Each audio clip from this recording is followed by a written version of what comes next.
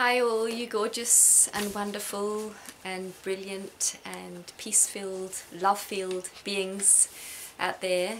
I want to share another book with you. There are so many beautiful books in this world, and some are just really special to me.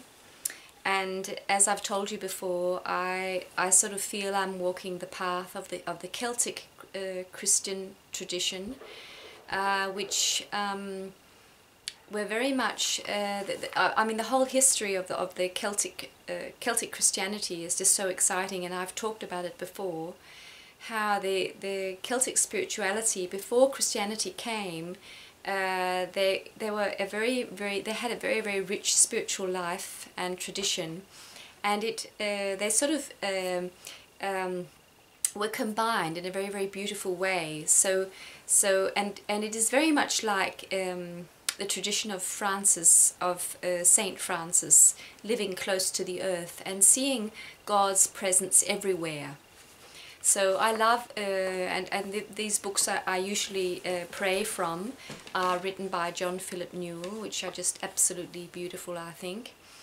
And this is another book by also a Celtic Christian called Ray Simpson, who has written many books, and it's quite faded, but this is what it looks like. Celtic Daily Light. And it's a spiritual journey through the year. This is a better picture with the beautiful Celtic illustrations of the scriptures. And so this is a book you can use if you feel sort of drawn to the Celtic tradition, or just wish to have a book that you can read something from every day. This is a good choice, because it has a word for every day, and so you can, and it's very beautiful. I mean, and it's all about aspects of our lives and ways to see ourselves and God and the world. And it's just very deep, I think.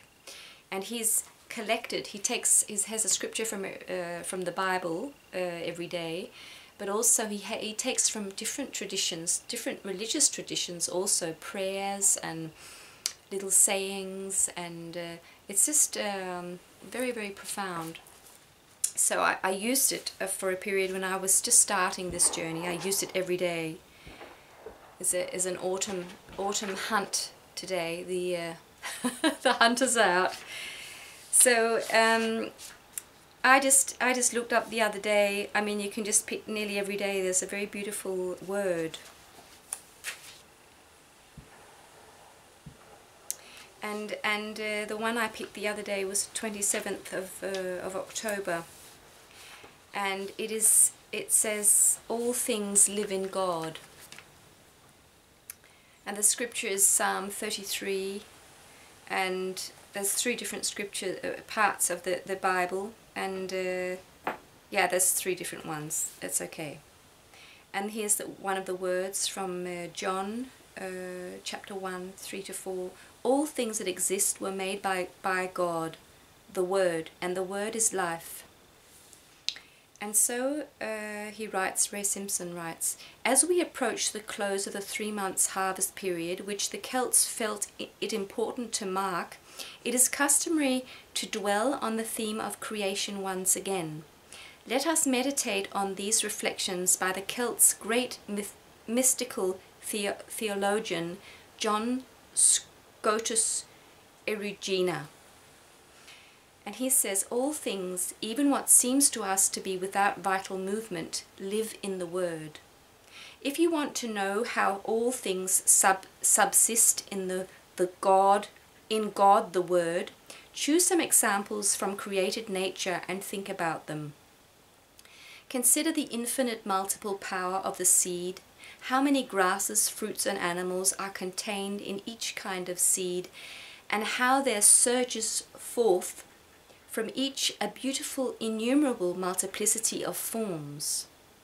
Contemplate with your inner eye how in a master the many laws of an art or science are one, how they live in the spirit that disposes them. Contemplate how an infinite number of lines may subsist in a single point, and other similar examples drawn from nature. For in him, as the scripture says, we live and move and have our being. But human nature, even if it had not sinned, would not have been able to shine by its own strength. Although human nature is capable of wisdom, it is not itself wisdom. Just as the air does not shine by itself, yet is able to receive the light of the sun, so the Word wishes to teach us, it is not you who shine, but the Spirit of your Father that is shining in you. You are not a light in yourselves. You are only able to participate in the divine light. So that was John Scotus Erugena who says this, and then he ends off with a little poem. And I think Ray Simpson has written this. Creator, we are contained in you, and we are connected to all else that is contained in you. Help us not to rebel against our connectedness. Light giver, we are reflectors of you, and as we connect with others, we become rays of light. Help us not to shut out our light. Shine, Jesus, shine in us today. So this was just a beautiful little book that is really worth having. I got it just on Amazon secondhand, and it costs not much at all. It's wonderful, especially when you're just new in your faith and you need something to help you go into the prayer. I think this is very, very beautiful. So the whole Celtic tradition is just, I just love. So that was just a little advice to you on your journey, and thank you all for all you are, and God bless you. See you.